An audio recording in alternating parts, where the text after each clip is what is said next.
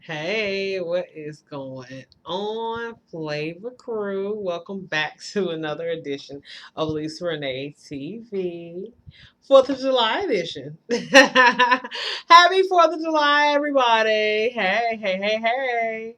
Yes, yes, yes. So I hope everybody's 4th of July is going fantastic, splendiferous, all that good stuff. Yep, I'm off work, so I'm good. I'm at home chilling out, chilling out. So yeah, I just wanted to come in here and do a quick little video about a topic I have been thinking about lately. Okay, so this video is issues, reasons why black guys don't date or marry us, black women.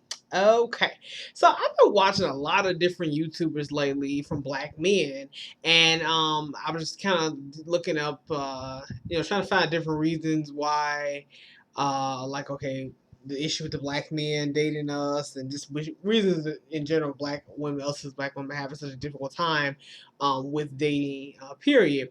And their titles of their videos, kind of caught me. One was the Black Men's Roundtable, how to find a good black man, and reasons why you can't find a man. So them titles like automatically caught me. I was like, well, let me see. Why can't why can't I find a man? I was like, let me see what they're talking about, because they had a good video, got over like 2,000 some views they did a year ago. But so it had some really relevant points. But anyway, so I watched their videos and I kind of just, gathered some things in my head. So I came up with this little topic here that I've been thinking about. Okay, so some of the reasons they were talking about was, for one thing, our desirability is low. Meaning basically, the desirability age for black women would be like ages 17 to 27 years of age, and that's when it's at the peak. So it's at its highest rate is when you're the most desirable you ever be, apparently. Okay, not according to me, according to them. Okay. So you're most desirable then, but during that age, what happens is you have a lot of power and control over the whole dating market. So meaning you can kind of pick and choose as you please. As far as dating who you gonna date and whatever. But what happens is we end up dating the wrong kinds of men. So that's when a lot of women you want to date the thugs and the bad boys and the gangsters and the guys who are really just not good for you. You want to date Mr. Bad Boy, and what happens is he ends up knocking you up, getting you pregnant, so you got these, illegitimate children, and you can't, you have a hard time you raising the kids, and he's left you, he has not married you, that's why I brought the term illegitimate, just, he hasn't married you, and you're like, okay, well, I got these kids, and so now you reach by the time you reach your late 20s, and you may come to the realization that, okay, I don't need that kind of man in my life. I need a good man. I need a man who knows Jesus, preferably. I need a man who has a job, job, top priority. I need a man who is about something, who's educated. And so you now your desire has changed, which is good, because now you woken up, you become a different woman yourself. But now your desirability is lowered, and so now you don't have as much power as you did over the market of dating, and so it's almost like it's a little too late, for you, because now the men that you're going after, they not really checking for you. These good men that you desire, they're like, yeah, I don't think so. They're like, I'll pass. I'm sorry, hon. Have a good one. You have a nice life now. You take care, and they're not really feeling you, like that, because these are the men that you looked over in college. And if you notice, that's kind of true, because even in like these black urban kind of movies that you watch, that we maybe like, I don't know, maybe Spike Lee films, or it's just different films. Like you watch these different little college dramas, from the 90s, or maybe even recent films, and that always happens. It's always the assholes or the guys who are kind of like the clowns, the guys who really ain't about much, who get all the girls, and the girls are always kind of checking for them.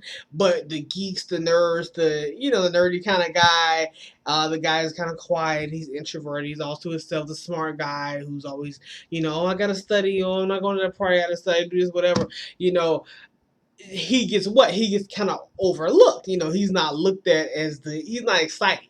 He doesn't bring drama. He doesn't light a fire.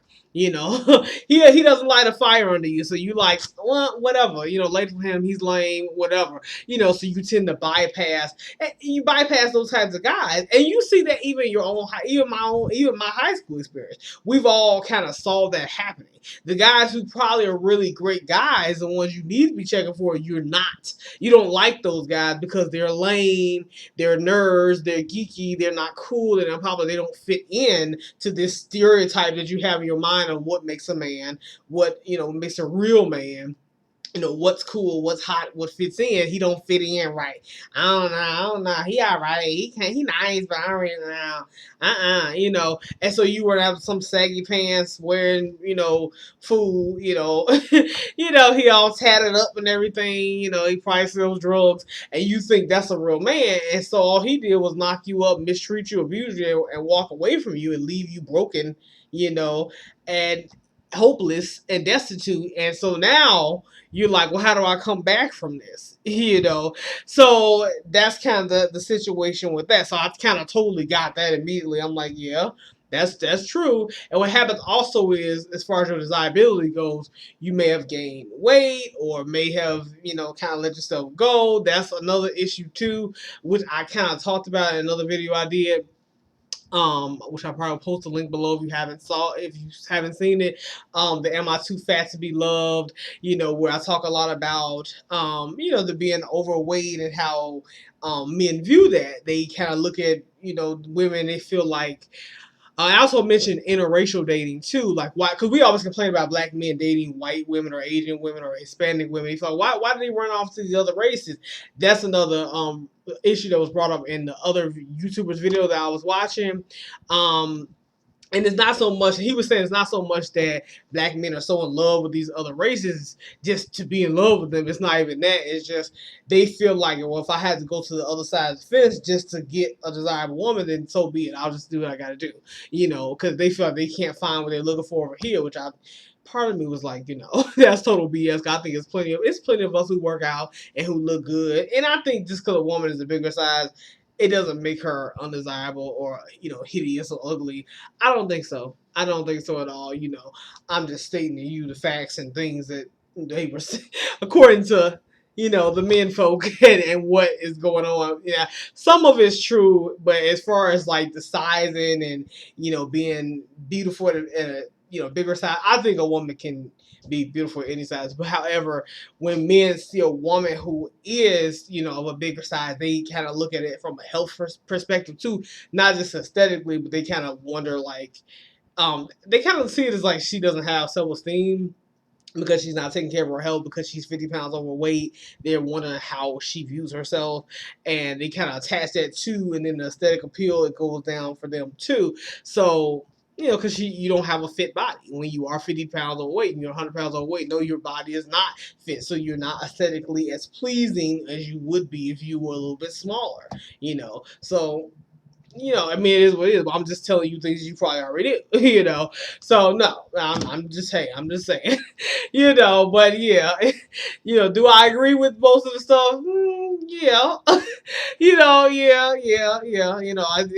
It does make sense, and looking at the videos that I've been watching lately. Yeah.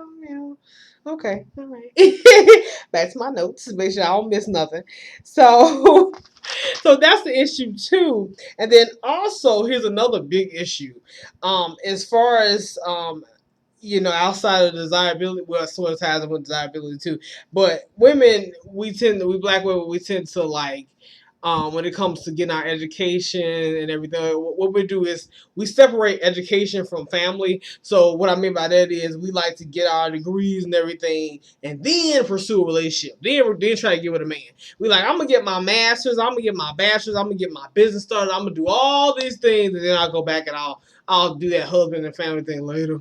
Okay. And I've heard black women say that. And I've heard black women say that, and when they say that, they about 26 and 27 years old when they saying this. I'm looking at them like, and sweetheart, how many years you think you got biologically to make some kids. And these women, they want families and everything. And I look at them and I'm like, are you, I question how serious you are about having children. Cause I'm like, how long do you think you got? You know, as far as like biologically speaking, realistically speaking, how long do you think you have? You know, and I'm not trying to be Debbie Downer, and I know, God is ultimately in control of reproducing and everything. And I know Tamar Braxton has had her first at 36, had little Logan at 36. I understand. But honey, you are not Tamar. Halle Berry had hers at 40 something years, 41, 42, whatever. Honey, you are not Halle. So I'm just saying, just because, you looking at Halle and Tamar, results are not typical. Meaning you were typically not them, so don't typically think that you're going to turn out the way they did because Halle and Tamar got a chance to do their careers first and they had their babies. Doesn't mean your life is going to be the same way or you're going to get the same results.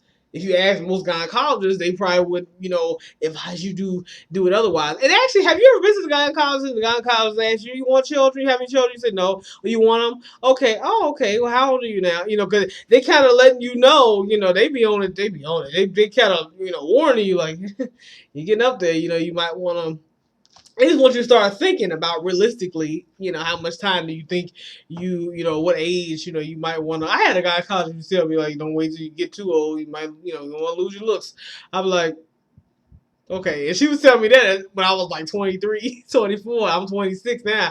I was like, Lord Jesus, way to scare a girl, right? I'm like, I better get cracking, So what we do is we try to pursue that education and get our degrees, and then we try to go out after the marriage instead of trying to do it while in pursuit of a relationship. Because see, what realistically, I mean, ladies, I'm telling you, you can do all this while you're trying to have a relationship. You can get your master's degree and be married or about to get married in a relationship. But women we don't really see it that way. We feel like we got to get everything first and then get the man. And that's kind of how we were taught. Our Muslim fathers or our mothers, our single black mothers taught us to, you focus on your education. You get all this. My mom was like that too, pushing me to go to school. You get your career first. You get your career started. You do this, then you can get a relationship, do all that kind of stuff. That comes, but you do this. We're always pushed to go to school and get that career started, and then you have plenty of time to have kids and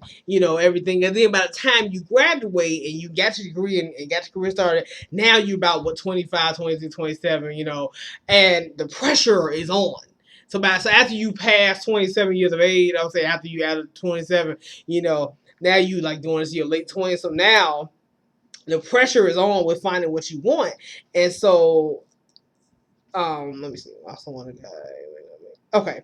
Now you also want a guy, who you may want a guy who makes as much as you as well. Some of us have the high maintenance queen disease, I call it.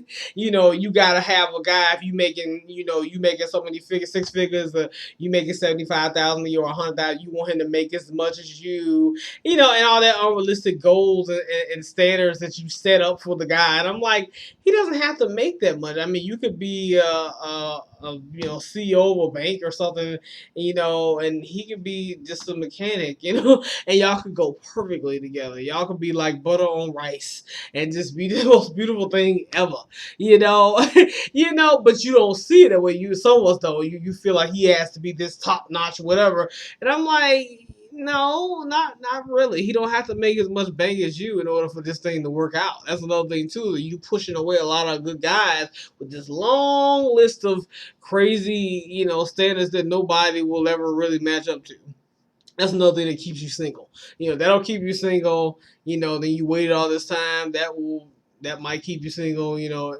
Now, I mean, you will find somebody. I'm not saying it's hopeless and time is run out, but if you have all these crazy, impossible standards, you just, that's going to keep you single. That's definitely going to, keep you single, definitely. So, I don't know, but anyway, I don't want this video to be ultra super long, but yeah, I just wanted to come in and like just present some information that I had found that was useful, that was helpful.